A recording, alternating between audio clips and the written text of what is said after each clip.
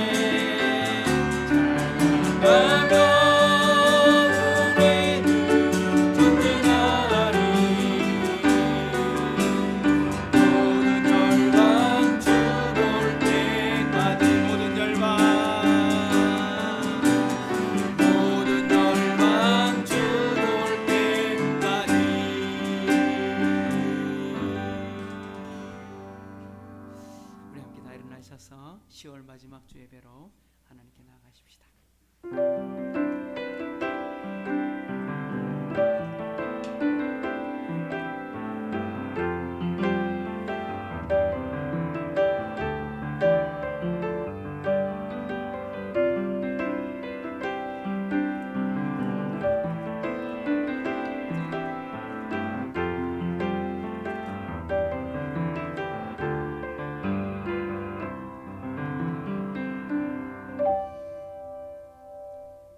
그러므로 형제들아, 내가 하나님의 모든 자비하심으로 너희를 권하노니 너희 몸을 하나님이 기뻐하시는 거룩한 산 제물로 드리라. 이는 너희가 드릴 영적 예배니라. 너희는 이 세대를 본받지 말고 오직 마음을 새롭게 함으로 변화를 받아 하나님의 선하시고 기뻐하시고 온전하신 뜻이 무엇인지 분별하도록 하라. 참 좋으신 하나님 아버지, 감사합니다. 지난 한 주간의 삶 가운데도 저희와 함께 해주셨고 함께 동행해 주신 아버지 하나님, 그 은혜를 감사하고 이 거룩한 주일 아침에 우리 하이섬 식구들 한자리에 모여 하나님을 찬양하고 하나님께 감사 예배로 나아갑니다. 지난 한 주간 동안도 우리를 지켜주셔서 참으로 아무 탈 없이 인도해 주시고 또 이렇게 만나게 하시니 감사합니다. 혹여나 몸이 불편하셔서 나오지 못하시는 분이 계시거나 또한 다른 일들로 말미암아 아직도 타지에 있어서 또 일하는 중에 있어서 나오지 못하는 우리 식구들이 있다면 하나님께서 위로의 광선과 치료의 은혜를 허락하시며 하나님께서 항상 인도하셔서 동행하여 주시고 하나님 어느 곳에 있든지 하나님과 동행하는 임마누엘 하나님 되심을 깨달아 아는 우리 식구들 다 되게 도와주옵소서. 오늘도 이 자리에 모인 우리 식구들이 함께 찬양하고 함께 기도하고 또한 말씀을 함께 나눕니다. 이 예배가 하나님께는 영광이 되고 참여한 우리 모든 식구들에게는 하나님의 큰 복을 받아 누리는 예배가 되게 하여 주옵소서. 이 예배가 완전히 하나님께 영광 되기를 소망하오며 예수님의 이름으로 의탁하며 기도하옵나이다. 아멘.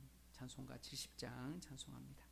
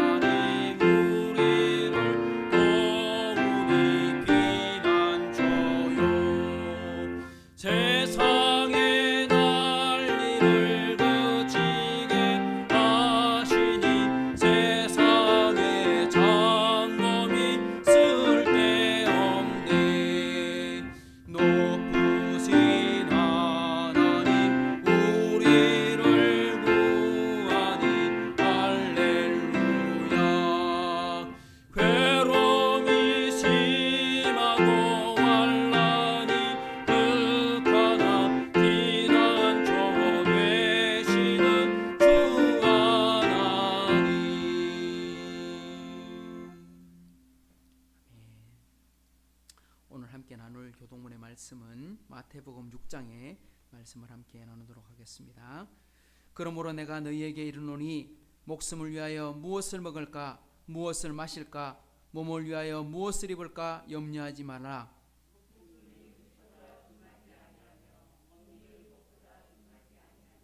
공중의 새를 보라. 심지도 않고 거두지도 않고 창고에 모아 들이지도 아니하되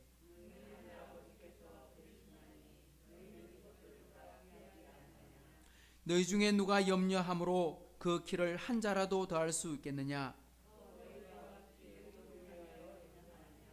들의 백합화가 어떻게 자라는가 생각하여 보라. 그러므로 염려하여 이르기를 무엇을 먹을까, 무엇을 마실까, 무엇을 입을까 하지 말라.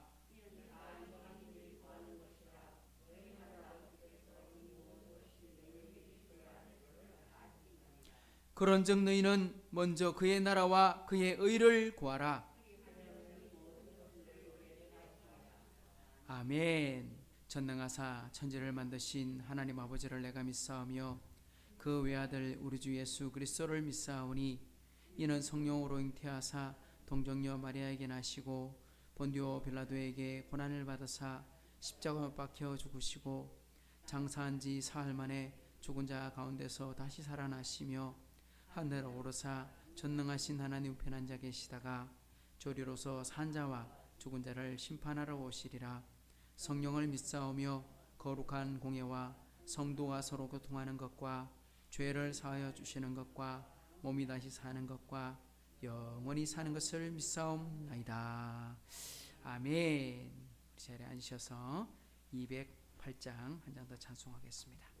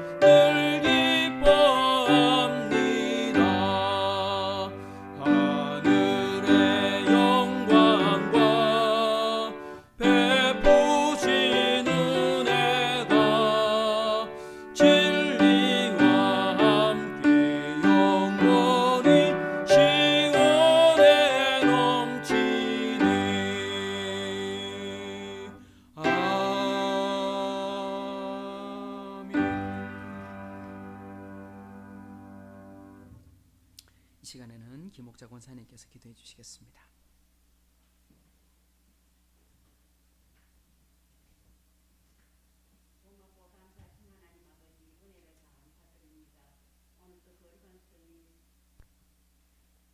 우리 하나님 영광 돌리게 하심을 진심으로 감사드립니다. 우리 하나님 아버지 영광 받아 주시옵소서. 코로나 전염병으로 세계적으로 어려움 당하는 사람들이 많이 있습니다. 우리나라에도 어려움 당하는 사람들이 많이 있습니다. 우리 대구 지방에도 어려움 당하는 사람들이 있는 가운데 지켜주신 하나님, 이 질병이 우리 하나님 지키시는 진심으로 감사드립니다. 이 질병이 끝날 때까지 함께하여 주시옵소서. 이 질병을 하루속히 소멸시켜 주시옵소서. 우리 하이섬 식구들 중에 몸이 불편하신 분 여러 분 계십니다. 수술을 하든지 치료하시는 일은 현대의술로 사람들이 하겠지만 낫게 하시는 우리 하나님께서 하시는 줄 믿습니다. 한 사람 한 사람 직접 안수하시사 깨끗하게 고쳐주시옵소서. 우리 하이섬 청년들 중에 배움의 길로 기술직으로 이 자리에 참석지 못한 청년들이 있습니다. 있는 곳에서 주를 성수할 수 있도록 우리 하나님께서 도와주시옵소서. 맡은 사명 잘 감당할 수 있도록 도와주시옵소서. 도와주시 아버지 앞에 크게 쓰임받게 하여 주시옵소서. 우리 목사님 하나님을 섬기며 이웃에게 복음을 전하여 섬기려고 섬기는 세우신 하나님, 복음을 오르는 사람들을 많이 보내주시고 성도들도 전도할 수 있도록 도와주셔서 우리 하이섬교를 부흥케 하여 주시옵소서. 우리 목사님 주님의 능하신 발로 붙들어 주셔서 기도하시면서 준비하신 말씀이 권능의 말씀으로 능력의 말씀으로 이 자리에 참석한 성도들이 큰 은혜 받게 하여 주시옵소서. 남은 시간 함께 하실 것을 믿사오고 예수님을 감사 기도드립니다. 아멘.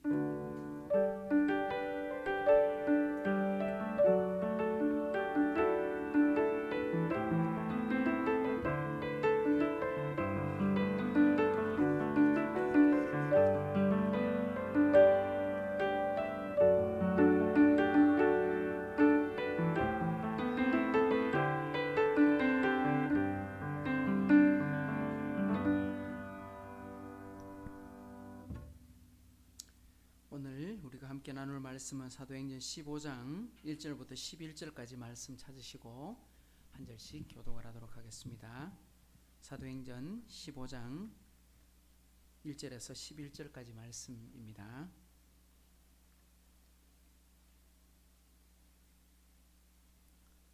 어떤 사람들이 유대로부터 내려와서 형제들을 가르치되 너희가 모세의 법대로 할례를 받지 아니하면 능히 구원을 받지 못하리라 하니 바울과 이 바나바와 그들 사이에 적지 아니한 다툼과 변론이 일어나는지라.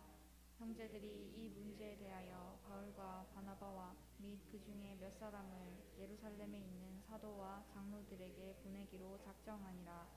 그들이 교회의 전송을 받고 베니게와 사마리아로 다니며 이방인들이 주께 돌아온 일을 말하여 형제들을 다 크게 기쁘게 하더라. 예루살렘에 이르러 교회와 사도와 장로들에게 영접을 받고 하나님이 자기들과 함께 계셔 행하신 모든 일을 말하네. 바리새파 중에 어떤 믿는 사람들이 일어나 말하되 이방인에게 할례를 행하고 모세의 율법을 지키라 명하는 것이 마땅하다 하니라. 사도와 장로들이 이 일을 의논하러 모여 많은 변론이 있은 후에 베드로가 일어나 말하되 형제들아 너희도 알거니와 하나님이 이방인들로 내 입에서 복음의 말씀을 들어 믿게 하시려고 오래전부터 너희 가운데서 나를 택하시고 또 마음을 아시는 하나님이 우리에게와 같이 그들에게도 성령을 주어 증언하시고 믿음으로 그들의 마음을 깨끗이 하사 그들이나 우리나 차별하지 아니하셨느니라. 그런데 지금 너희가 어찌하여 하나님을 시험하여 우리 조상과 우리도 능히 매지 못하던 멍에를 제자들의 목에 두려느냐. 같이요. 그러나 우리는 그들이 우리와 동일하게 주 예수의 은혜로 구원받는 줄을 믿노라 하니라. 아멘. 오늘 이 말씀을 함께 은혜 받기로 원합니다. 10월 오늘 마지막 날인데요. 이제 내일부터는 새로운 방역 지침으로 쉽게 말하면 이제는 그 모이기를 줄이는 게 아니고 이제는 모이는 것을 허용하되 방역 지침을 잘 지키면 조금은 숫자가 늘어날지 모르겠지만 안전하게 넘어가지 않겠는가. 근데 어제 뉴스 보니까 원래 오늘 그 어제부터 오늘 이게 서울 이태원이나 이쪽에 보니까 할로윈 데이라 해가지고 막 이렇게 난리가 났습니다. 특히 미국에서 만들어진 이게 어떻게 보면 좀 기독교적이지 않는 다른 특이한 어떤 그런 건데 뭐 기원이 많습니다만은 그거를 따라서 쉽게 말하면 사람이 죽어 천국도 지옥도 못 가고 구천을 떠돈다 뭐 이런 겁니다. 그래서 그 사람들을 뭐 이렇게 달래거나 뭐 그런 어떤 원혼에 대한 이런 이야기를 다루는 것들인데 우리는 좀 그런 거 안 따라했으면 좋겠고 흉내 안 냈으면 좋겠습니다. 원래는 특히 우리나라의 드라마라든지 영화라든지 뭐 이런 거 따라서 흉내 내는 사람들도 많은 걸 봤는데 또 많이 모였다가 또 방역 지침 위반해가지고 또 뭐 외국 사람들 뭐 추방된다 뭐 이런 이야기도 있고 그런 뭐 여러 가지 기사도 봤습니다만 우리가 좀 안전해질 때까지는 좀 더 참아야 되겠다. 지금도 안전한 부분이 있지만 요 며칠 사이에 대구, 경북에 좀 많이 나왔습니다. 그래서 조금 걱정도 되기도 하고 그래서 좀 위험한 요소들이 있지만 우리가 잘 지켜나가면 괜찮지 않겠나 싶습니다. 좀 잘 살펴주시고 우리 이제 남은 2달입니다. 11월, 12월 우리 2달 동안 준비 잘 하시고 특히 10월 달에는 참 감사한 일이 아주 많았던 것 같습니다. 이사도 한 사람도 있고 합격한 사람도 있고 뭐 여러 가지 이제 공사가 시작된 것도 있고 뭐 여러 가지들이 있습니다. 또 11월 달에는 또 다른 감사로 채워줄 줄로 믿습니다. 우리 그런 것을 가지고 함께 기도했으면 좋겠습니다. 먼저 하나님 앞에 예물 드리고 말씀 나누겠습니다. 11조 드립니다. 윤생 목사 드렸고요. 감사한 일 많은 한 달이 되게 하심에 더욱 감사드립니다. 윤생 목사 드렸습니다. 기도하겠습니다. 좋으신 하나님 아버지 감사합니다. 우리 성도들 오늘 하이섬 식구들이 함께 모여서 하나님께 찬송합니다. 또한 감사합니다. 참 우리의 온 인격과 마음을 담아 거룩한 산제물로 우리의 마음을 주님께 올려드립니다. 참으로 우리의 삶 전부가 예배요, 예배가 삶이 되어 어떤 것은 거룩하고 어떤 것은 속된 것이 아니라 우리 인생 전부가 하나님의 것이요 살아도 주를 위하여 죽어도 주를 위하여 죽나니 사나 죽으나 우리가 다 주님의 것이로다 말씀하셨사오니 우리 하이섬 식구들 모두가 다 하나님의 빛과 영광된 삶으로 하나님께 영광 돌리게 하여 주옵소서. 오늘 또 주님 전에 올라오며 10의 1을 구별하여 드립니다. 또한 감사의 제목을 드립니다. 무엇보다 이 10월 한 달 동안 참 우리 하이섬 교회 많은 식구들 중에 참으로 감사한 것 많아서 감사합니다. 또 다음 한 달 동안 더 많은 감사가 있을 줄을 믿고 또한 감사합니다. 하나님 기억하여 주사 참으로 모든 식구들 한 사람 한 사람을 위로하시고 힘주시고 치료하여 주셔서 하나님의 영광이 더 크게 나타나게 하여 주옵소서. 오늘도 우리가 말씀을 깨닫고 그 말씀대로 순종하는 복 또한 허락하여 주실 것을 믿사오며 예수님의 이름으로 축복하며 기도하옵나이다. 아멘. 할렐루야. 자, 오늘 우리 사도행전 이제 14장을 넘어서 15장 말씀으로 들어오게 되었습니다. 이제 바울과 바나바가 3번에 걸쳐서 선교 여행을 다니고 마지막 이제 3차 선교 여행 로마에서 체포된 상태에서 구금된 상황에서 이제 재판이 끝났다, 바울이 순교를 당했다 이런 기록 없이 그냥 계속 복음을 전하다가 끝이 나버리고 맙니다. 그리고 오늘 우리가 14장까지 해서 뭘 보게 되었느냐, 이제 사도 바울과 바나바가 1차 선교 여행을 마치고 이제 돌아와서 마지막 말씀에 보면 오래 함께 있었다 이렇게 결론을 내렸습니다.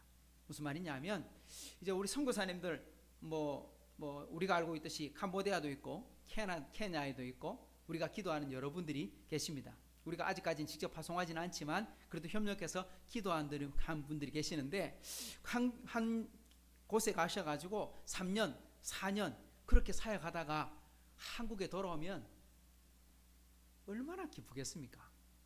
또 얼마나 또 마음이 고단했던 삶을 쉴 수 있겠습니까? 사도 바울이 지금 선교 여행 1차를 떠났을 때 이곳 이원에서 오래 있어 하고 말할 때 그게 몇 년이라 그랬어요?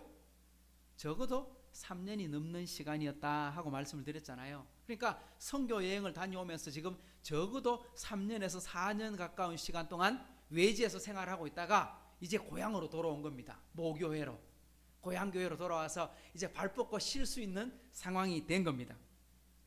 그런데 오늘 그런 가운데서 한 가지 문제가 일어나게 됩니다. 근데 이 문제로 말미암아서 기독교 역사, 그러니까 교회의 역사에서 아주 중요한 이정표가 하나가 생기게 됩니다. 이 문제를 해결하기 위해서 뭐가 일어나느냐 하면 다 모여, 우리 교회 지도자들 다 모이세요. 그래가지고 예루살렘 교회에서 쉽게 말하면 목사님들과 그러니까 사도들과 장로들과 교회 지도자들이 다 모여서 뭘 하느냐, 회의를 하게 되는 겁니다. 제가 지난달에 우리 동대구 노회라고 우리가 속해 있는 교회가 속해 있는 그 교단에 우리 회의가 있었습니다. 그 회의에 참석해서 제가 목사님들과 장로님들과 함께 기도하면서 여러 가지 문제들을 의논합니다. 교회에 어려움이 있는 것은 없는가? 혹시 다툼은 없는 건가? 혹시 장로님을 세우는데 어떻게 할 것인가? 새로운 목사님이 오시는데 그분은 어떤 분이신가? 이런 것들을 다 의논하고 결정하고 허가를 해주고 또 심하면 이렇게 책망도 하는 그런 일들, 재판까지도 하게 되는 일을 하게 됩니다. 그리고 조금 더 올라가면 우리 대한예수교 장로회 합동 측 우리 교단 속해 있는 교회가 1년에 한 번씩 모여서 총회란 걸 하게 됩니다. 이 총회란 모임이 바로 오늘 예루살렘에서 모인 최초의 종교회의, 다르게 표현하면 예루살렘 총회, 예루살렘 종교회의 이렇게 불려지게 되는 거죠. 이때 뭘 하게 되느냐 하면 지금 교회에서 일어나고 있는 여러 가지 문제들 중에 특히 안디옥 교회에서 일어난 교리적인 갈등, 이거 어떻게 해결할 것인가?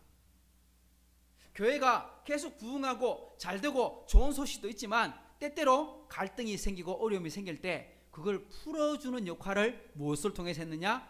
성도들이 다 모여, 또 목회자들이 다 모여 교회를 책임질 사람들이 모여서 함께 기도하면서 하나님께 물어가는 겁니다. 하나님, 이거 어떻게 풀어야 됩니까? 하고 물으면서 이걸 찾아가게 되는데, 이 회의가 초대교회 때는 얼마 없어요. 왜? 박해를 당하기 때문에 숨어 살아야 되기 때문에 얼마 열리지 않아요. 그런데 이제 예수 믿는 거 허락됐습니다. 기독교가 이제 국교입니다 하고 허락이 될 때부터 그때부터는 종교회가 계속 이렇게 열리게 됩니다. 그 이제 초대교회에 7번의 회의가 열리게 되는데 나중에 한번 그것도 한번 다뤄보도록 하겠습니다. 저는 이 종교회의를 말미암아서 뭐가 만들어지느냐? 신앙생활을 하는 우리가 신앙생활하는 교회가 무엇인가? 교회가 어떤 일을 해야 되는가? 이런 어떤 기준들, 우리가 무엇을 믿는가 하는 기준들이 하나씩 정립되어 갔다는 겁니다. 그러니까 문제가 나쁜 것이 아니라 문제로 인해서 우리가 정확하게 믿게 되는 교리, 무엇을 믿게 되는가를 확립하게 되는 그런 기준들이 되었다는 거예요. 저는 교회가 이런 곳이어야 된다. 신학자요, 목회자였던 그 초대교회 지도자였던 어거스틴이 했던 말을 저는 참 중요한 말씀이라고 생각하고 받아들이고 있습니다. 그 어떤 말이냐? 한번 따라해 볼까요? 본질적인 것에는 일치를, 비본질적인 것에는 자유를, 그리고 모든 것에는 사랑을. 오늘 우리가 읽고 있는 본문의 말씀의 내용은요, 뭐냐니까 본질적인 것입니다. 본질적인 것에는 어떻게 해야 된다고요? 하나 되어야 된다. 본질적인 것, 다르게 말하면 무엇을 믿을 것인가, 하나님이 누구신가, 뭐 이런 부분들을 우리가 의논하거나 다루게 될 때 우리가 어떻게 구원을 받는가, 이런 문제에 있었을 때는 우리가 이게 분리되면 안 된다 이 말입니다. 비록 교회의 모습이 조금씩 달라도 우리 한국교회에 우리가 속해 있는 교회는 무슨 교회라고 부릅니까? 장로교회라고 부르죠. 조금 더 정확하게 표현하면 이런 겁니다. 장로회 주의 교회, 이게 조금 더 정확한 표현입니다. 근데 그걸 그냥 귀찮게 줄여가지고 그냥 장로교회 이렇게 불러요. 또 다른 교회는 어떤 교회가 있어요? 성결교회도 있어요. 또 어떤 교회 있어요? 침례교회도 있어요. 감리교회 있어요.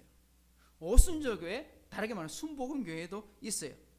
이런 여러 가지 다른 교회를 가리켜서 우리는 교단이다, 때로는 교파다 이렇게 말을 하기도 합니다. 근데 이런 교회들을 가리켜서 우리와 다르다, 침례교회 우리가 다르고 감리교회 우리가 다르고 우리 오순절 순복음교회 우리가 다르니까 그들은 이단이고 우리는 정통이다 이렇게 말하면 돼야 안 돼요?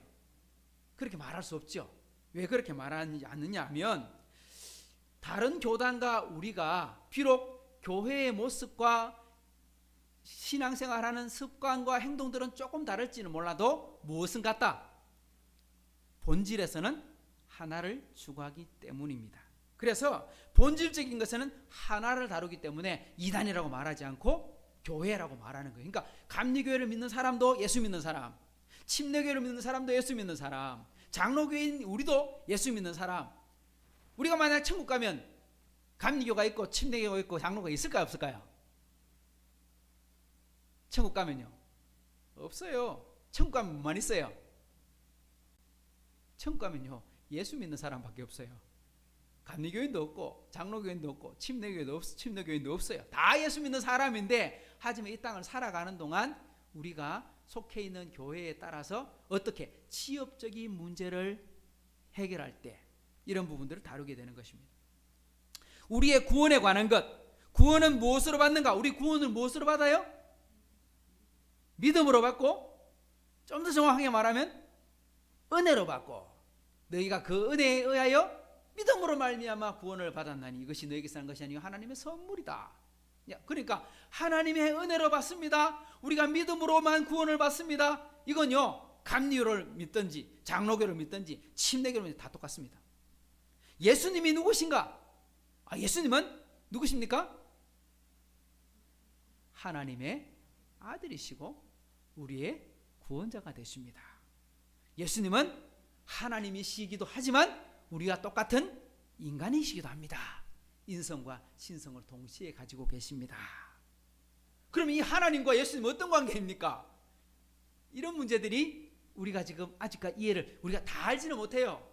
일반 성도님들이나 또 목회자도 완전히 다 이렇게 그 교회사를 보게 되면 이걸로 굉장히 오랫동안 논쟁이 있었습니다. 325년 니케아 종교회의가 이제 예루살렘 종교회의 이후에 교회가 이제 처음으로 이제 좀 모일 수 있는 상황이 되고 나서, 그리고 나서 처음 종교회가 열리고, 그리고 한 300년 동안 7번에 걸쳐서 종교회가 열리거든요. 그때 모일 때마다 문제가 발생했어요. 어떤 문제? 우리가 예수님을 믿긴 믿는데 예수님은 하나님의 아들이지 사람이 아니야, 뭐 이런 이야기를 하는 거예요.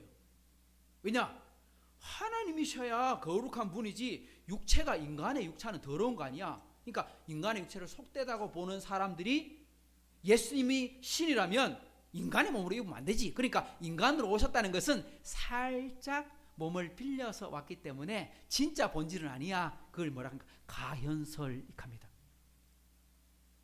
또 예수님이 하나님의 아들이신데 그럼 아들과 아버지 관계잖아요. 그러면 하나님이 놓고 예수님이 낳고 이렇잖아요. 그게 아니야. 하나님은 세 위가 계신다. 한 분 하나님이시지만 성부, 성자, 성령이 계신다. 이걸 가지고 뭐라고 해요?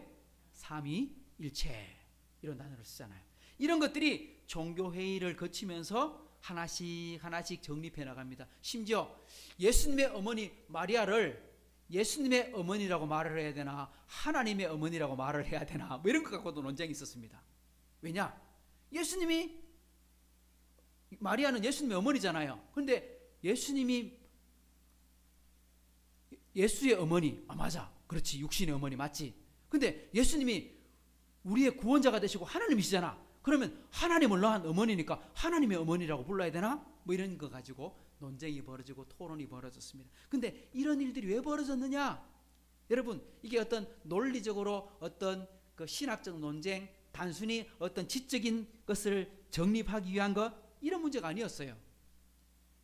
이런 문제는 전부 다 어떤 때에 발생했느냐 하면 교회의 오늘과 같은 갈등, 신학적인 갈등, 교리적인 갈등, 그걸로 말미암아 뭐가 나왔느냐? 정죄하고 이단이 되고 결국은 교회를 떠나가게 되고 심지어 하나님으로부터 버림받게 되는 그런 사람들이 일어났기 때문에 그 사람들로부터 교회를 깨끗하게 지키기 위해서 종교회가 한 번, 두 번, 세 번 계속 일어났던 거예요. 여러 교단이 있는 것은 이런 부분에서는 다르진 않는 겁니다. 지역적인 문제 때문에 발생하고 있었던 것으로 보는 것입니다. 예를 들면 어떻게 교회를 이끌어갈 것인가? 우리 교회는 장로교회라 그랬잖아요. 다르게 말하면 장로회주의 교회. 그게 무슨 말이냐? 우리 교회 같은 경우는 아직까지 숫자가 많지 않으니까 회의를 할 때 우리 이번에 생일 때 뭐 선물하면 좋을까요? 우리 성탄절날 우리가 어떤 행사를 준비하면 좋을까요? 우리가 다 같이 의논하면 됩니다. 근데 예를 들면 한 500명 모이고 있는 교회다, 한 1000명 모이고 있는 교회다. 그러면 성도들 다 모아놓고 자, 여러분 우리 이번에 뭐 하면 좋을까요? 하면 의견이 잘 될까 안 될까요? 잘 안 되죠. 왜? 너무 많으니까요. 그래서 누구를 뽑아요? 대표자를 뽑는 겁니다. 그래서 장로님을 뽑고 중직자를 뽑아서 그분들에게 좀 부탁하는 겁니다. 좀 맡아서 좀 책임을 지고 좀 먼저 결정을 해 주십시오. 그래서 당회란 조직과 재직회란 조직과 모임에서 결정을 다 하고 나면 전체 성도들이 모여서 같이 결정한 것에 대해서 좋습니다 하고 성도들이 동의해 주면 그게 진행이 되는 겁니다. 그래서 그걸 장로회주의 교회, 장로님을 세워서. 반대도 있겠죠. 장로님 안 세우고 그래도 좋아요, 우리가 다 결정할 거예요. 그건 무슨 교회? 회중교회. 그러니까 침례교회가 대표적인 교회예요. 침례교회는 모든 결정을 다 회의에서 결정을 다 해요. 성도들이 다. 또 장로님을 세워서 하는 교회가 있는 반면 지도자 한 사람이 모든 것을 다 결정할 수 있는 그런 교회도 있어요. 감독교회. 그 교회가 어디냐? 감리교회. 감리교회는 감독이 아주 중요한 권한을 갖고 있고 결정권을 가지고 있어요. 이런 거 뭐예요? 교회를 어떻게 운영할 것인가, 어떻게 다스릴 것인가, 어떻게 섬길 것인가, 이런 문제입니다. 또 우리 성찬을 대하거나 세례를 베풀거나, 그러니까 침례교회 같은 경우는 우리는 세례를 줄 때 물로 이렇게 적셔주지만 침례교회는 강에 가든지 욕조를 만들어 놓든지 그 속에다 붕덩 집어넣어서 성경을 읽을 때 예수님께서 세례를 받으실 때에 이럴 때 침례교회는 그렇게 하는 거예요. 예수님께서 침례를 받으실 때에 꼭 그렇게 읽어요. 여러분, 세례를 받는 게 맞을까요? 침례를 받는 게 맞을까요? 그건 정답은 없어요. 이런 것들은 본질은 아니다 이 말이에요. 이건 본질이 아니기 때문에 비본질적인 것에는 어떻게? 본질적인 것에는 일치를, 비본질적인 것에는 자유를 주는 거예요. 알아서 해도 됩니다. 그건 큰 문제가 안 됩니다. 하지만 그렇게 살아도 괜찮습니다. 천국 가면 어느 게 정답인지 알게 되긴 되겠지만 천국 가도 그걸로 따지는 사람은 없을 겁니다. 그래서 예수 믿는 모든 사람들이 가져야 될 마음은 뭐다? 사랑이다. 이렇게 말을 하게 되는 거죠. 그러면 오늘 안디옥 교회의 어떤 문제 때문에 이런 일들이 벌어지고 있었는지를 우리가 말씀을 통해 조금만 더 생각을 해보면 좋겠습니다. 여러분 같이 1절을 한번 볼까요? 시작. 어떤 사람들이 유대로부터 내려와서 형제들을 가르치되 너희가 모세의 법대로 할례를 받지 아니하면 능히 구원을 받지 못하리라 하니라. 오, 유대로부터 내려왔다는 말은요, 지금 안디옥 교회는 구성원들 대부분이 유대인들 출신 기독교인이 아니라 이방인들이 많이 더 모여있는 기독교인들인 거죠. 그러니까 헬라파 유대인들이 모여있는 공동체. 예루살렘 교회 같은 경우는 대부분이 유대인들로 구성되어 있는 유대계 공동체, 그리스도 기독교인 이렇게 말할 수 있습니다. 근데 유대인들이 많이 있던 예루살렘 교회에서 한 사람이 이사를 왔는지 아니면 잠시 피난을 왔는지 어떤 일 때문에 왔는지 모르겠지만 안디옥으로 왔어요. 예루살렘 교회에서 신앙생활 하다가 안디옥 교회 와서 이제 신앙생활 하는 거예요. 근데 와서 신앙생활 하는데 이 사람이 어떻게 주장을 했느냐, 성도들과 교제하면서 어떻게 가르치고 어떻게 나눴느냐, 유대인들이 받았던 할례를 당신들도 받아야 됩니다. 그거 안 받으면 뭐 못 받습니까? 구원 못 받는데. 맞아요, 틀려요? 할례 안 받으면 구원 못 받아요?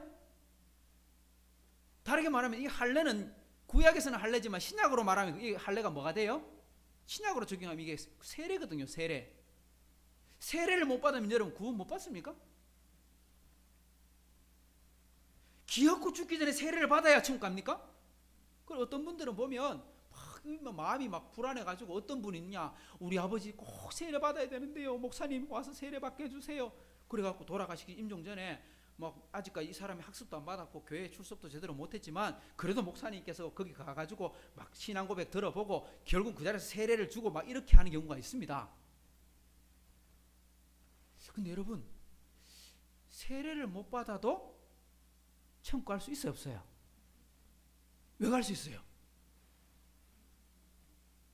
세례를 안 받았는데. 예수 믿으면 천국 가죠. 믿음으로 가는 거지 세례 받아 가는 게 아닙니다. 믿음으로 가는 거지 할례를 받아야 가는 게 아닙니다. 지금 유대인 출신이 예수를 믿은 사람은 어릴 때부터 살아왔던 그 습관이 기독교의 모습으로 갖춰지게 된 거예요. 근데 이 사람만 그런 게 아니야. 이 문제를 가지고 이제 다툼이 생긴 거예요. 막 성경 못 받아 보니까 막 다툼이 생겨서 아닙니다, 그래도 할례는 받아야지요, 막 이런 게 나오는 거예요. 그래서 사도 바울이 그거 아닙니다, 예수 믿어요, 구원받고 은혜로 구원받습니다 하니까 아이 그래도 나는 할례를 받아야 된다고 생각합니다, 막 이렇게 고집을 부리는 거예요. 그러니까 이 문제를 해결하자, 풀어야 되겠다. 왜? 이게 앞으로 예수도 믿고 할례도 받고 예수도 믿고 세례도 받아야 된다, 그래야 천국 간다고 말하면 이거 문제가 있는데, 이거 심각한 문제가 발생하겠는데. 그래서 예루살렘에 있는 베드로에게 연락을 합니다. 베드로 사도 이거 빨리 해결해야 되는데 어떻게 하면 좋겠습니까? 다 모이십시오. 우리 교회에 있는 모든 지도자들 다 불러 모으십시오. 목사님 모여가지고 한번 토론을 해봅시다 하고 모았더니 예루살렘에 있는 성도 중에 이런 사람이 있는 거예요. 예전 과거에 바리새인이었어. 여러분, 바리새인이 어떤 사람이에요? 사도 바울이 바리새인이잖아. 바리새인 다른 말로 하면 율법 학자. 우리 지금으로 말하면 대학 교수. 똑똑합니까, 안 똑똑합니까? 엄청 똑똑해. 성경 많이 알아요, 몰라요? 많이 알아. 구약 성경 통째로 다 알고 해석을 할 수 있는 사람이야. 공부를 엄청나게 많이 한 사람이야. 그런데 그런 사람 중에 한 사람이 뭐라고 주장합니까? 오늘 본문 5절을 보십시오. 바리새파 중에 어떤 믿는 사람이 일어나 말하되 이방인에게 할례를 행하고 모세율법을 지키라 명하는 것이 마땅하다. 저는요 이렇게 생각합니다. 예수 믿고 구원받는 건 맞는데요, 구약 성경의 말씀을 지켜야 되는 것도 맞습니다. 할례도 받아야 됩니다. 그러니까 예수도 믿고 할례도 받고 이렇게 해야 됩니다 하고 얘기해요. 그럼 잘 보십시오. 바리새인 중에 어떤 믿는 사람이, 그러니까 이 사람은 예수를 믿어야 안 믿어요? 예수를 믿고 있어요, 안 믿고 있어요?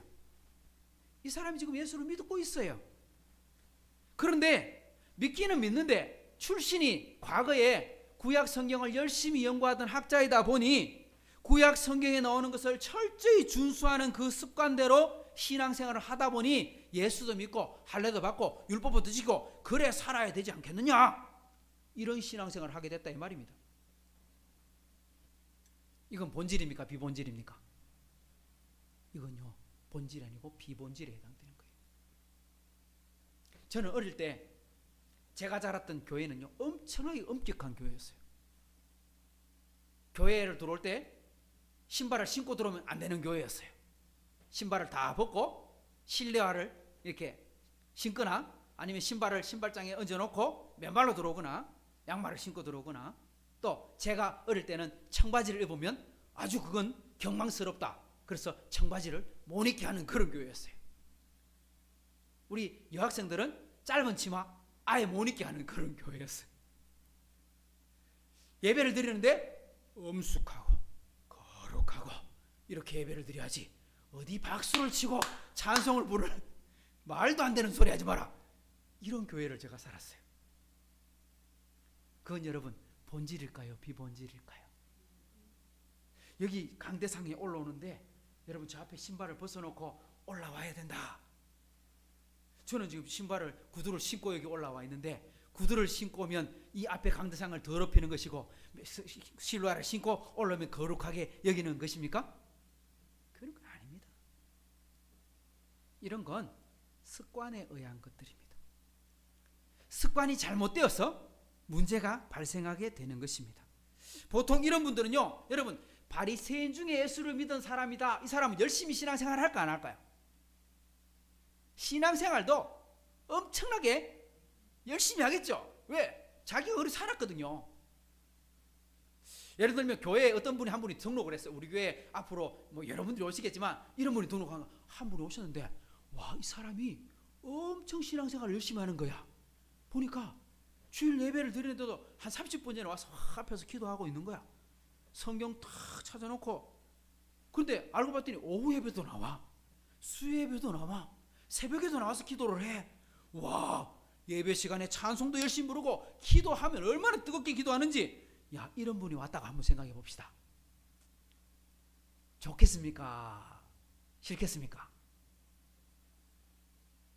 이야, 우리 교회 신앙생활 잘하시는 믿음 좋은 분이 왔다, 이렇게 생각하지 않겠습니까? 그죠? 맞습니다. 그분이 잘못됐다는 말이 아닙니다. 아, 신앙생활 진짜 열심히 하는 분이 왔습니다. 그런데 문제가 하나 있습니다. 조금 더 있었더니 그분이 뭐라고 말하냐니까, 아, 저 형제는 보니까 다 좋은데 왜 자꾸 예배 시간에 지각을 하지? 아우, 저 집사님은 다 좋은데 왜 그 새벽에 기도하러 안 나오지? 아, 저 집사님 다 좋은데 왜 찬송을 저렇게 큰 소리로 안 부르지? 만약에 그런다면 이분이 온 것 때문에 좋은 거예요, 나쁜 거예요? 이게 감사한 게 아니라 도리어 큰 짐이 될 수밖에 없게 되는 거지요. 문제가 심각해지게 되는 것입니다. 지금 딱 그런 짝이 된 겁니다. 유대로부터 한 좋은 신자가 와서 열심히 하는 사람이 왔습니다. 열심히 있는 사람이 왔습니다. 이 사람은 절대 예를 들면 농땡이 치고 게으른 사람이 아닙니다. 그런 사람은요 이런 말도 안 합니다. 열심히 하니까 이야기를 하는 거예요. 근데 하는데 문제는 이런 사람들은 예수를 믿고 은혜로 구원은 받았는데 그들이 가지고 있던 열심, 그들이 가지고 있던 유대계, 쉽게 말하면 이스라엘 사람들이 전통적으로 가지고 있던 율법주의적인 마음을 가진 세계관을 가지고 예수를 믿게 되니까 열심은 좋은데 그 열심이 도리어 제대로 믿는 것을 방해하게 되는 거지요. 이건요 우리가 잘 생각해 봐야 되는 거예요. 우리가 예수 믿을 때, 우리가 신앙생활 할 때 주의해야 될 게 두 가지가 있거든요. 첫 번째 하나가 뭐냐니까요. 율법주의예요. 예수를 믿는데 열심히 믿어야 된다. 여러분 열심히 신앙생활 해야 돼요, 안 해야 돼요? 열심히 신앙생활 해야 돼요. 성경도 열심히 읽고요. 기도도 뜨겁게 하고요. 전도도 열심히 하고요. 봉사도 기쁘게 하고요. 그래야 돼요. 그런데 율법주의란 말은요, 열심히 하긴 하는데 그 열심의 근거가 어디에 있다? 율법주의란 말은요, 은혜에 있는 게 아니고 자기 의에 있는 거예요. 그러니까 율법주의란 말이 뭐냐니까 과도한 믿음, 과도한 열심, 과도한 헌신 이런 겁니다. 여러분 바리새인의 특징이 뭡니까? 자신들의 열심이 다른 사람들을 정죄하는 데 있는 거잖아요. 나는 열심히 기도하는데 저 사람 왜 기도 안 해? 나는 열심히 금식하는데 저 사람 왜 금식 안 해? 저 사람보다 나는 더 의로워. 이 의로운 기준이 누구한테 있는 겁니까? 하나님이 판단하시고 하나님이 너 의롭다, 너 잘못됐다 말씀하셔야 되는데 자기가 세워놓은 기준에 딱 맞춰놓고 일주일에 적어도 헌금도 드리고 기도도 하고 감사도 하고 금식도 하고 이래야지, 안 하면 다 불량. 그건요 사람이 세운 거예요. 하나님이 결정하신 게 아니라고요. 누가복음 18장에 보면 예수님께서 바리새인의 의를 책망하실 때 하셨던 말씀이 이렇게 말씀합니다. 같이 한번 읽어볼까요? 11절 시작. 바리새인은 서서 따로 기도하여 이르되 하나님이여 나는 다른 사람들 곧 토색 불의 간음을 하는 자들과 같지 아니하고 이 세리와도 같지 아니함을 감사하나이다. 나는 일회에 2번씩 금식하고 또 소득의 11조를 드리나이다. 바리새인이 하나님께 기도하면서요 손을 번쩍 들고 사람들, 지나간 사람 다 보도록 한 다음에 기도할 때 뭐라고 하냐? 하나님 저는 불의한 자와 다릅니다. 나는 윤리적으로 타락한 자들과 다릅니다. 나는 일주일에 적어도 2번은 금식하고요. 나는 소득의 11조를 바치는데 아주 철저하게 11조를 바치는 그런 생활을 하고 있는 사람입니다. 잘했지요. 이렇게 말하는 거예요. 잘한 거예요? 못한 거예요? 이 사람 열심히 신앙생활을 하고 있는 거예요. 근데 반대로 바리새인이 그렇게 욕을 하는 나쁜 놈, 저놈 매국놈 하고 말하는 사람이 누구냐? 세리입니다. 세리. 왜 세리? 세리 공무원이잖아요. 공무원인데 이 사람은 로마에 붙어가지고 그 유대인들의 세금을 착취해갖고 자기 부를 쌓는 사람이라서 싫어하는 거예요. 근데 세리가 어떻게 기도하느냐? 13절 같이 읽어볼까요? 시작. 세리는 멀리 서서 감히 눈을 들어 하늘을 쳐다보지도 못하고 다만 가슴을 치며 이르되 하나님이여 불쌍히 여기소서 나는 죄인이로소이다. 세리는요 자기가 잘못한 거 알아요. 자기가 동족들의 피를 빨아먹는 것도 알고요. 자기가 매국노라는 소리를 듣는 것도 알고 있고요. 자기가 잘못했다는 것을 알고 있어요. 그런데 하나님께 왔더니 도저히 하나님 앞에 설 자신이 있어요? 없어요? 없어요. 부끄러워서 얼굴도 못 들어요. 그래서 다른 사람들 다 앞에서 모여서 예배드리는데 혼자서 저 구석에서 숨어가지고 땅을 치면서 하나님 저 죄인입니다 하고 울고 있어요. 한 사람은 손을 번쩍 들고 기도하면서 나는 저 세리와 다릅니다 하고 피를 토하고 기도하고 있고요. 한 사람은 저기서 울면서 통곡을 하고 회개하고 있어요. 하나님 보실 때 누가 의로운 사람일까요? 예수님께서 결론을 내려주십니다. 14절 같이 읽어봅시다. 시작. 내가 너희에게 이르노니 이에 저 바리새인이 아니고 이 사람 의롭다 하심을 받고 그의 집으로 내려갔느니라. 율법주의는 이런 겁니다. 내가 열심히 신앙생활하는 것이 내 즐거움으로 하는 겁니다. 내 기준으로 하는 겁니다. 그래놓고 내 기준에 맞지 않고 나보다 못하거나 다르거나 그러면 그 사람을 정죄한다면 그건 참된 신앙생활이 아니라고 말씀하고 있는 것이지요. 성도 여러분, 일주일에 이틀 금식하는 거 신앙생활에 덕이 될까요? 도움이 될까요? 아니요, 도움이 될 거예요. 왜? 자신을 낮추고 금식하며, 금식 밥만 굶는 게 아니에요. 이때 금식이란 말은요 하나님을 묵상하고 자신을 돌아본다 이런 그 뜻입니다. 금식 얼마나 유익합니까? 소득의 11조를 드리고 감사한금을 하는 것, 이게 우리 신앙생활에 도움이 될까 안 될까요? 당연히 도움이 되겠지요. 저는 그렇게 배웠거든요. 어릴 때 신앙생활 할 때 헌금을 드리고 준비해서, 그것도 준비해서 드리고 미리 다 준비하고 10회를 구별하여 드리고 이 많고 적음의 문제가 아니라 내 인생의 주인 되신 하나님을 생각하고 드리는 겁니다. 근데 나중에 고린도후서 읽어보니까 헌금을 준비할 때는 이렇게 준비해라. 감사하고 기쁜 마음으로 드려라. 인색함으로 억지로 하지 마라. 남이 눈치를 보고 하지 마라. 억지로 하지 마라. 그거는 해도 즐거움이 되지 않는 것이다. 근데 이 헌금을 드리는 이 모든 것들이 나의 기쁨과 나의 은혜와 기쁨으로 하나님께 드리면 이게 유익이 되잖아요. 저는 여러분들이 주일 예배를 위해서 시간을 내갖고 나옵니다. 다른 약속을 취소하면서까지라도 나는 예배 드리러 와야 되겠습니다. 나는 그런 신앙생활을 했으면 좋겠어요. 저는 여러분들이 제가 매번 강조하잖아요.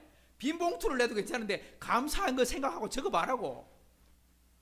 그렇게 감사를 매주 하면 그런 생각을 하면 좋겠어요. 여러분 내 인생의 주인이 하나님씩 인정하고 10회를 드려도 내 생활에 부족함이 없다고 인정하고 하나님께 드리고 하나님이 채워주시는 복도 함께 받아 누리는 것도 경험했으면 좋겠어요. 하지만 그것을 하지 않는다고, 그것을 잠시 따라오지 못한다고 그분을 정죄하거나 판단하거나 그렇게 한다면 그건 옳지 않다 이 말입니다. 그 생활이 유익한 것입니다. 좋은 것입니다. 하지만 그 좋은 것이라도 하나님이 주시는 기쁨으로 자원함으로 해야 한다는 것입니다. 율법은요 나쁜 거예요, 좋은 거예요? 율법, 다르게 말하면 이 구약 성경 율법이잖아요. 율법이 좋은 거예요, 나쁜 거예요? 율법 들어보니까 율법 이때까지 들으니까 율법 나쁜데 아니요, 율법이 나쁜 거 아니에요. 왜? 하나님의 말씀은 뭐와 같아요? 송이 꿀과도 같고, 하나님의 말씀은 주의 발은 내 발의 등이요 내 길의 빛이다. 그러니까 하나님의 말씀은 우리의 삶을 비춰주고 우리의 삶을 지켜주고 우리의 삶을 인도해주고 우리의 삶의 울타리가 되어주고, 율법은요 우리를 지키는 최소한이에요. 우리 법이 뭐예요? 최소한이잖아요. 우리가 살아가야 되는 기준. 율법이 기준이에요. 그런데 그 율법이 나쁜 게 아닙니다. 죄를 깨닫게 하고 삶의 기준도 되고 좋은 겁니다. 하지만 율법 뭐가 되면 안 돼요? 율법주의자가 되면 안 됩니다. 율법을 지켜야 천국 갈 수 있다는 것은 율법주의자들이라는 겁니다. 지금 유대로부터 내려온 이 유대계 그리스도인, 예루살렘에 있는 바리새인 출신 유대 기독교인, 이 사람은요 지금 예수를 믿기는 믿되 하나님의 은혜로 구원은 받아놓고 신앙생활을 어떻게 하고 있습니까? 자기 열심으로 하고 있어요. 결국은 이 사람에게 신앙생활은 뭐가 됩니까? 자기 의가 되고 자기 짐이 되고, 결국은 예수를 믿는 즐거움도 아니고 결국은 자신을 괴롭히는 옥죄는 사슬이 되고 말게 되는 것이죠. 또 한 가지는, 두 번째는 뭐냐니까 세속주의입니다. 따라합시다. 세속주의. 세속주의란 말은 다른 말로 하면요 타협주의 이런 겁니다. 어떤 거냐? 우리가 예수를 믿는데 열심히 믿을 필요 있나? 구원을 받았으니까, 천국 백성 됐으니까 어떻게 살아도 된다. 뭐 엉망으로 살아도 어디는가? 천국은 가지 뭐. 금면류관 필요하나? 개털 모자라도 뭐 호빵 모자라도 쓰고 막 천국 가면 되지. 그러니까 분명히 성경에 보면 의의 면류관, 금면류관을 주신다고 말씀했는데, 아이고 저는요 금면류관은 필요 없고요. 내 마음대로 놀다가 천국만 들어가면 돼. 지옥만 안 가면 되지 뭐. 이게 뭐예요? 이게 쉽게 말하면 세속주의고 타협주의라는 것입니다. 여러분 교회사에 보면 우리가 지금도 알고 있는 여러 가지 이단들이 있습니다. 뭐 신천지라든지 구원파라든지 많은 이단들이 있습니다. 근데 이 이단들의 큰 특징으로 나누면 두 가지로 나눌 수 있어요. 하나는 뭐냐? 억수로 삶을 괴롭히는 율법주의. 막 옥죄가 그렇게 살면 천국 못 가, 그렇게 살면 지옥 가, 그렇게 살면 안 돼. 계속 사람을 괴롭히는 율법주의. 우리가 지금 흔히 보고 있는 많은 이단들이 그런 이단들입니다. 초대교회에 보면 영지주의자들이 있었습니다. 그 영지주의자들이 뿌리가 지금도 이렇게 현상적으로 나타나고 있습니다. 그 영지주의들이 어떤 걸 믿었냐? 영지주의를 영어로 말하면 그노시스라고 말하거든요. 그게 무슨 말이냐니까 영적인 의식, 신비적인 직관 뭐 이런 걸 이제 그노시스라고 표현하는데, 그 그노시스트들이 영지주의자라고 표현되는 것입니다. 근데 이 영지주의의 특징이 뭐냐니까 영혼과 육체를 철저하게 구분했어요. 그런데 뭐가 구원받으면 천국 간다? 우리 영혼이 구원받으면 천국 간다. 성경에 나오긴 나와요. 우리 영혼이 구원받음이 성경의 목적이다. 하고 말씀하고 있거든요. 그래서 영혼이 구원받아야 된다. 영혼이 구원받아야 된다. 그럼 우리 육체는요? 육체는 별로 안 중요해. 왜? 영혼 구원받으면 됐지. 그러니까 육체는 속되고 육체는 더럽고 영혼은 깨끗하고, 그러니까 우리가 어디에다 가꿔야 돼? 육체를 가꾸기보다 영혼을 가꿔야지. 이런 말 들어봤죠? 우리 신앙생활 할 때 우리 육체에다가 쏟지 말고 우리 영에다가 쏟읍시다. 목사님들 설교할 때 이런 말씀 하시잖아요. 틀린 말 아니에요. 그런데 육체는 속되고 영혼은 거룩하고 이렇게 말하면 안 되죠. 그래서 이런 사람은 어떻게 하느냐? 자신의 영혼을, 육체를요 극단적으로 괴롭힙니다. 왜? 육체는 더러운 거니까요. 육체를 더러운 거니까 육체를 막 괴롭혀갖고 육체를 통해서 괴롭혀가지고 자기 영혼을 더 깨끗하게 만들려고, 그래서 고행도 하고, 그래서 막 자신의 몸에 상처를 내기도 하고, 그죠? 금식하고 기도하고 자신의 몸을 막 괴롭히는 거예요. 잠도 안 자고 철야하고. 이런 게 다 그노시스절의 율법주의에 나타나는 겁니다. 반대로 어떻게 나타나느냐? 아이고 영혼이 구원받으면 육체는 뭐 상관 있어? 이미 구원받았는데. 그러니까 우리 몸은 어떻게 해도 돼? 마음대로 써도 돼. 왜? 천국 갔는데 뭐. 구원받았는데 우리 몸은 마음대로 돼도 돼. 그러니까 우리 육체를 방임에 빠뜨리게 되는 거예요. 그래서 심지어 쉽게 말하면 도박에 중독이 되기도 하고 음주에 빠지기도 하고 뭐 어떤 여러 가지 불량한 일에 빠져도 아무 문제가 안 돼. 왜? 내 영혼은 거듭났고 구원받았으니까. 이렇게 가르치는 모양 중에 하나가, 대표적인 케이스가 구원파의 모습입니다. 거듭나면 다른 건 다 필요 없어. 육체 별로 안 중요해. 아니, 여러분 육체가 안 중요합니까? 중요합니다. 왜? 우리 몸과 영혼이 분리되는 건요 죽을 때만 분리됩니다. 한 몸으로 붙어 있는 거예요. 사람은 영혼만 있거나 육체만 있는 게 아니에요. 하나님께서 영을 불어 넣으시니 신령한 영이 되어 살아 움직이게 된 거지요. 그러니까 하나예요. 떨어지면 안 돼요. 둘 다 거룩해야 돼요. 둘 다 깨끗해야 돼요. 그러니까 하나님을 위해 우리 몸을 거룩한 산제물로 바쳐야 되는 거예요. 그러니까 삶도 거룩해야 되고 예배도 거룩해야 되고 찬양도 거룩해야 되고, 우리가 노래를 부를 때 가요를 불러도 좋은 걸 부를 줄 아는 그런 마음들이 있어야 되는 거예요. 그럼 가요 부르면 잘못됐냐? 그것도 아니에요. 그렇게 판단하면 안 된다 이 말이죠. 자, 이런 것입니다. 저는 이 두 가지 문제를 다 경계해야 된다고 생각합니다. 신앙생활하는데 너무 열심히 해가지고 가족도 필요 없고 직장도 필요 없고 막 오로지 막 신앙생활에 붙들고 막 하나님께 기도하는 게 너무 좋고, 야, 그게 여러분 신앙생활이 훌륭하게 잘하는 것일까요? 그건 위험하다고 생각합니다. 그건요 신앙생활에 너무 한쪽으로 치우쳐 있는 거예요. 또 세상 일이 너무 바쁘고 너무 재밌고, 그래서 이리 타협하고 저리 타협해서 아이고 목사님 오늘은요 이것 때문에 교회 못 가겠습니다. 목사님 오늘은 이것 때문에 안 되겠습니다.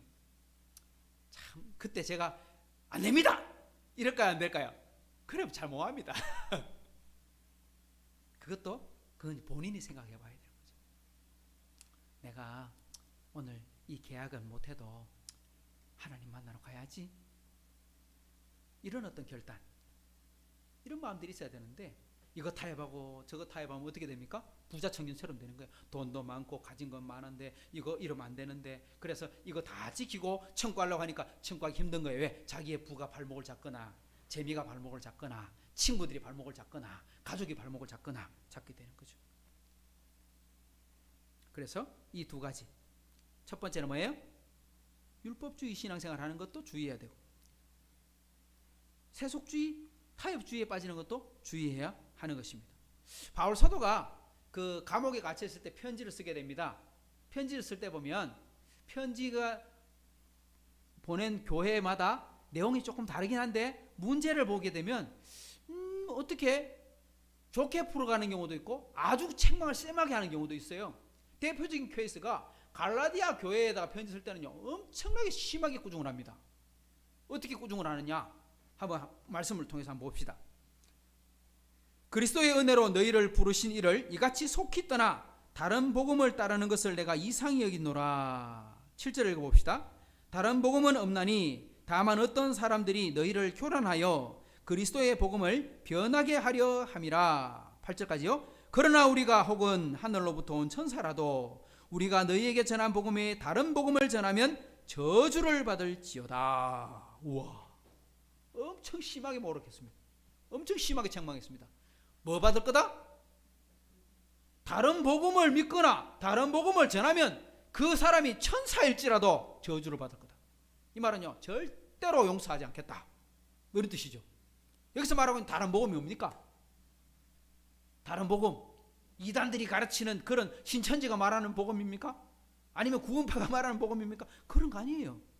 여기서 말하고 있는 갈라디아 교회에 나타나는 이단은요, 어떤 형태로 나타나느냐? 이 갈라디아 교회의 지금 이야기는 이제 오늘 사도행전 15장이 있고 난 이후의 이야기입니다만 뒤에 쓰게 됩니다. 이 다른 복음이 뭐냐? 할례입니다. 할례를 받아야 구원받습니다 하는 이야기를 하는 겁니다. 예수를 믿으면 구원을 받는 것이지 할례를 받아야 구원받는다고 말하는 것은 이단이다. 이제 뒤에 가면 이렇게 강하게까지 표현하는 거예요, 바울이. 얼마나 무시무시하게 이야기합니까? 다른 복음, 예수를 믿으면 할례도 받아야 되고 안식일도 지켜야 되고 율법도 지켜야 된다, 이런 복음을 향해서 다른 복음이라고 말하는 거예요. 이건요, 천국 못 갑니다. 아주 세게 이야기해요. 또 한 번 빌립보 교회에다가 편지를 쓰게 됩니다. 이제 빌립보 교회 성도들도 문제는 있거든요. 좀 잘못하는 게 있거든요. 그때는 어떻게 바울이 이해를 하는지 한번 보십시다. 14절부터 한번 같이 읽어볼까요? 시작. 형제 중 다수가 나의 매임으로 말미암아 주 안에서 신뢰함으로 겁없이 하나님의 말씀을 더욱 담대히 전하게 되었느니라. 어떤 이는 투기와 분쟁으로, 어떤 이들은 착한 뜻으로 그리스도를 전파하나니, 이들은 내가 복음을 변증하기 위하여 세우심을 받은 줄 알고 사랑으로 하나 그들은 나의 매임에 괴로움을 더하게 할 줄로 생각하여 순수하지 못하게 다툼으로 그리스도를 전파하느니라. 지금 바울이 로마 감옥에 갇혔습니다. 빌립보 교회를 세우고 또 복음을 전하러 다니다가 이제 체포되어 재판을 받기 위해서 로마 감옥에 갇혀 있습니다. 지금 자신들이 세워져 있는 교회, 빌립보 교회를 세운 사람이 바울입니다. 근데 지금 바울 선생님이 감옥에 갇혀 있어요. 이 사람 도와줘야 안 도와줘야 돼요? 너무너무 힘들겠다, 도와드려야 되겠다. 그래서 영치금 마련해가지고 음식 챙겨가지고 그거 가지고 로마에 있는 감옥에다가 보냅니다. 이거 선생님 좀 보태서 쓰십시오, 지금 힘드실 텐데 하고 들고 가는 사람이 에바브로디로라는 사람이 들고 가는 겁니다. 그런데 이러한 마음으로 보낸 사람도 있습니다. 아이고, 우리 선생님이 저리 감옥 갇혀 있으니까 복음은 누가 전하노? 선생님이 못 전하는 복음 우리라도 전해야지. 이건 좋은 뜻이에요, 나쁜 뜻이에요? 좋은 뜻이죠. 왜? 선생님이 지금 감옥에 가셔서 아무것도 못하게 되셨으니까 우리가 그 사명 대신이라도 감당하자, 이러한 마음으로 해서 선한 뜻으로 했어. 복음 전하는데 이거 열매가 좋을까요, 나쁠까요?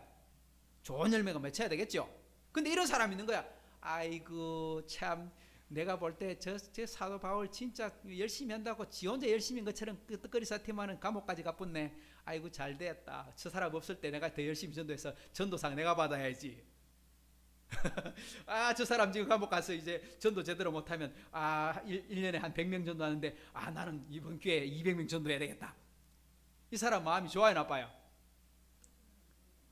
이게 뭐냐? 이 사람 다툼으로 하나 이 말입니다. 바울을 시기해 가지고, 바울 신앙생활 열심히 하는 거 보면서 좋아하고 존경하는 사람도 있지만, 여러분 꼭 기억하십시오. 내가 열심히 찬송하고 열심히 기도하고 열심히 봉사한다고 해서 모든 사람이 저분 훌륭한 분이다 이렇게 생각하지는 않을 겁니다. 통계적으로 보면요, 사람들 10명 모아놓고 나를 아는 사람 모아놓으면요, 그 중에 한 사람은요, 저 사람을 조금 못마땅하게 생각한답니다. 그 사람이 아무리 착해도. 그게 사람들이거든요. 그러니까 바울 사도가 감옥에 갇혀있다는 이야기를 듣고 아이고 잘됐다 이렇게 생각하는 사람이 있단 말이에요. 그리고는 나쁜 마음으로 복음을 전하고 있는데 이거 그럼 열매가 나쁘게 맺힐까요, 좋게 맺힐까요? 바울이 뭐라고 말하느냐, 이렇게 말합니다. 18절 시작. 그러면 무엇이냐? 그 치료를 하나 참으로 하나 무슨 방도로 하든지 전파되는 것은 그리스도니 이로써 나는 기뻐하고 또한 기뻐하리라. 아이고, 이 사람들 심보가 아주 나쁜데 바울이 어떻게 받아들였느냐? 상관없다. 착한 마음으로 복음을 전해도 예수가 전해지는 거고, 나랑 경쟁하면서 시기하는 마음으로 복음을 전해도 결국은 뭐가 전해지는 거냐? 그래도 복음 전해지는 거지. 나는 괜찮아. 내가 천국 가서 전도상 안 받으면 어때? 예수 믿는 사람들이 많아지면 되지. 반응이 그거 거기잖아요. 갈라디아 교회를 향해서는 저주를 받을지어다 이러고 말하고, 빌립보 교회를 향해서는 내가 기뻐하고 기뻐한다 이렇게 말을 하고 있네요. 뭐 차이가 뭐예요? 갈라디아 교회는요 잘못된 믿음, 다른 복음이 들어간 거고요. 빌립보 교회는요 행동은 잘못됐지만 복음이 변질된 건 아니에요. 그래서 이렇게 다르게 표현하는 것입니다. 그러니까 오늘 제가 정리를 하면 이런 말씀이죠. 본질적인 것에는 우리가 일치를 이루는 것이 중요합니다. 신앙생활 하는데 같은 믿음, 같은 신앙, 같은 소망 가지는 것이 중요합니다. 하지만 신앙생활 하는데 사람마다 다 환경이 다르고 마음이 다를 때 우리가 어떻게 받아야 되느냐? 그분들에게 관용, 톨레랑스 이렇게 표현하죠. 그게 뭐냐? 자유를. 비본질적인 것은 다 자유를 허락하는 것입니다. 자, 오늘 본문으로 돌아보십시다. 베드로가 하는 말을 보십시오. 7절 시작. 많은 변론이 있은 후에 베드로가 일어나 말하되 형제들아 너희도 알거니와 하나님이 이방인들로 내 입에서 복음의 말씀을 들어 믿게 하시려고 오래전부터 너희 가운데서 나를 택하시고, 여기 보면 내 입에 복음의 말씀을 들어 믿게 하시려고. 여러분 이게 무슨 말인지 아십니까? 내 입에 복음의 말씀을 들어 믿게 하시려고. 베드로 같은 사람이었다? 베드로가 유대에서부터 온 성도들과 같은 사람이었어요. 베드로는 나면서부터 유대인이었고 어릴 때부터 자라면서 계속 유대인의 율법을 지키고 살았고 율법대로 살려고 발버둥 치고 노력했고 예수 믿고 거듭난 이후에도 율법대로 살려고 노력했던 사람이에요. 그래서 고넬료의 집안으로 하나님께서 가라 하고 명령하실 때 환상을 보여줍니다. 부정된 음식을 보여주면서 먹으라 했더니 베드로가 뭐라고 말합니까? 안 됩니다. 어릴 때부터 저는 그런 거 안 먹어봤습니다. 율법에 먹지 말라 하는 미꾸라지 이런 거 먹으면 안 됩니다. 하나님 깨끗하게 하신 거 부드럽다고 말하지 마라. 먹어라. 몇 번? 3번이나 보여줘요. 왜? 베드로가요 머릿속에서부터 꽉 차있던 게 뭐냐? 율법주의거든요. 베드로는 철저히 유대적인 색깔을 갖고 있었던 사람이에요. 근데 그걸 다 허물어 떨어뜨리는 게 뭐예요? 3번이나 보여주신 거예요. 괜찮다. 이방인 만나서 밥 먹어도 괜찮다. 이방인 만나서 이야기해도 괜찮다. 이방인에게 가서 복음 전해도 괜찮다. 그리고 가서 복음을 전했더니 어떻게 됐어요? 예수 믿고 거듭나는 것을 보게 되는 것입니다. 그럼 8절을 보십시오.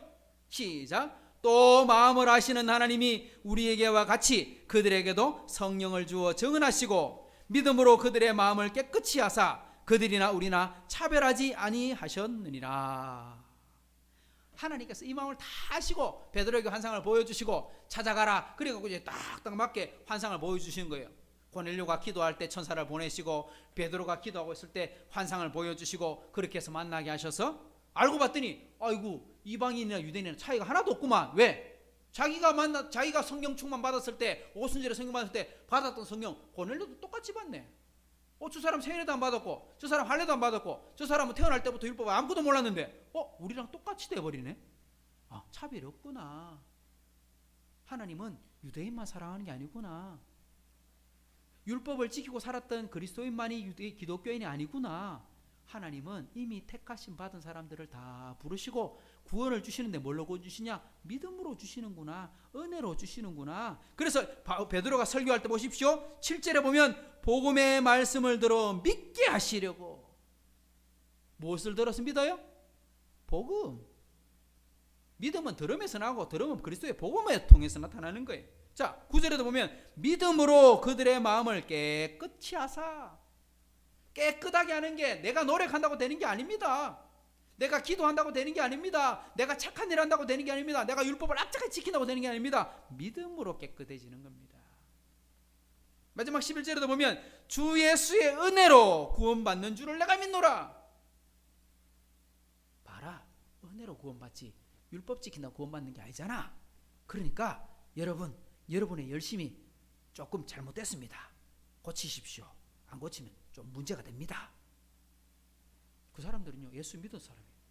하지만 율법주의적으로 살다가 결국은 그걸 고집하게 되면 신앙이 잘못된 길로 튕겨져 나가는 거예요. 우리 교회 다니다가 좀 잘못된 길에 빠져갖고 계속 고집 부리면 못 고칩니다.